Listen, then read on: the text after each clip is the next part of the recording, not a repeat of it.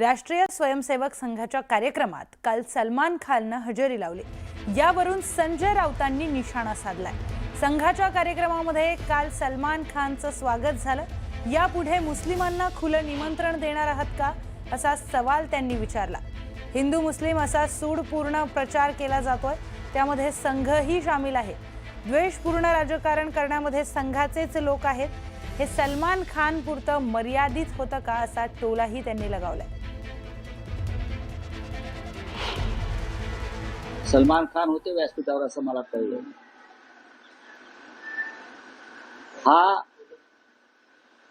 हे सलमान खानचं स्वागत होतं, एक फार मोठा बॉलिवूड स्टार गर्दी जमवायला, की संघामध्ये यापुढे मुस्लिमांनाही खुलं आमंत्रण आहे। हे फक्त सलमान खान या नटाला आमंत्रण होतं व्यासपीठावर, की संघात संघ शाखांवर यापुढे मुस्लिमांनाही प्रवेश आणि त्यांचं स्वागत आहे का, हे जर मोहनराव भागवतांनी स्पष्ट केलं असतं तर अधिक योग्य झालं। ज्या पद्धतीनं हिंदू मुसलमान असा एक द्वेष आणि सूडपूर्ण असा प्रचार गेल्या काही काळापासून केला जातो, त्याच्यामध्ये संघही सामील आहे। कारण मोदी, फडणवीस, अमित शहा किंवा इतर सगळे लोक जे देशपूर्ण राजकारण करतायत हिंदू मुसलमानांचं, त्यात हे सगळे मूळचे संघाचेच लोक आहेत। त्याच्यामुळे सलमान खान वगैरे इतर अनेक कलाकारांना आपण जे घेतलं आपल्या व्यासपीठावर, माझा एक प्रश्न आहे, हे सलमान खान पुरतं मर्यादित होतं, तो एक मोठा कलाकार आहे आणि लोकांना दाखवावं की सलमान खान सुद्धा आमच्या व्यासपीठावरती आला। सध्या सत्ता आहे, उद्या जेव्हा सत्ता जाईल तेव्हा हे सगळे लोक परत आपल्या व्यासपीठावर येतील का? हा एक फार गमतीचा प्रश्न आहे, जो नंतर तिथे आपापसात चर्चेत माझ्या कानावरती आला। क्या करेंगे भाई, जाना पडता है। हा, पण ठीक आहे, सलमान खानला बोलवलं याबद्दल स्वागत, पण या देशामध्ये मोठ्या प्रमाणामध्ये राष्ट्रभक्त राष्ट्रवादी मुसलमान आहेत, त्यांचं स्वागत करा।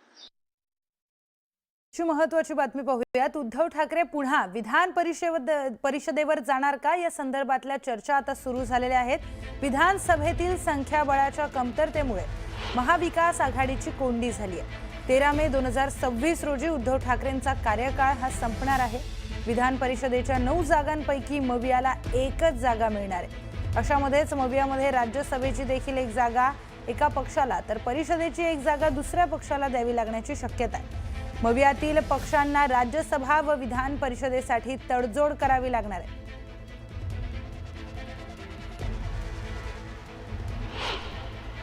आम्ही माननीय उद्धव साहेबांना ही विनंती केलेली आहे, आम्ही सगळ्यांनी, की आपण राज्याचे मुख्यमंत्री म्हणून काम केलेलं आहे आणि त्या विधिमंडळामध्ये आपण पुन्हा जाणं हे राज्यासाठी आणि जनतेसाठी आवश्यक आहे, हे आम्ही त्यांना विनंती केली। त्यांनी जावं अशी आमची सगळ्यांची इच्छा आहे। मग एकमेकांना मदत महाविकास आघाडी करावीच लागेल, एकमेकांना मदत करावीच लागेल। महाविकास आघाडीमध्ये काँग्रेस, राष्ट्रवादी काँग्रेस, शरद पवार आणि आमची शिवसेना आहे बाळासाहेब ठाकरे। त्याच्यामुळे यापुढे विधान परिषदांच्या निवडणुकांमध्ये किंवा इतर राज्यसभांच्या निवडणुकांमध्ये एकमेकांना मदत करावी लागेल, तरच राज्यसभा आणि विधान परिषदेमध्ये आमचे लोक निवडून येतील। पुढची महत्त्वाची बातमी, भाजपने मराठी असलेल्या रितू तावडे यांना उमेदवारी दिली आहे। यावरून संजय राऊत यांनी अभिनंदन केलंय। भाजपला कळलं की मुंबईतला मराठी माणूस हा सुद्धा हिंदूच आहे। शिवसेनेने प्रचाराची दिशा ठरवली होती। मराठी माणूस मराठी अस्मितेला भरभरून प्रेम दिलं। आमच्या दबावापोटी भाजपकडून मुंबईमध्ये मराठी उमेदवार दिला असा टोला देखील संजय राऊतांनी लगावलाय। तर रितू तावडे या पूर्वीच्या काँग्रेसच्याच आहेत, भाजपकडे स्वतःचं असं काहीच नाहीये असंही ते म्हणाले।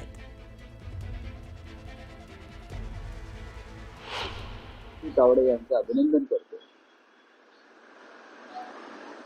भारतीय जनता पक्षाला या निमित्ताने कळलं मुंबईतला मराठी माणूस हा सुद्धा हिंदू आहे आणि या मराठी माणसानंच देशाच्या स्वातंत्र्याचं आणि हिंदुत्वाचं रक्षण केलेलं. शिवसेनेनं जो निवडणुकीमध्ये प्रचाराची दिशा ठरवली, मराठी माणूस, मराठी अस्मिता आणि मराठी जनतेनं आम्हाला जे भरभरून मतदान केलं शिवसेनेला, महाराष्ट्र नवनिर्माण सेनेला एकत्रित, त्या दबावापोटीच भारतीय जनता पक्षाला मराठी महापौर करावा लागला.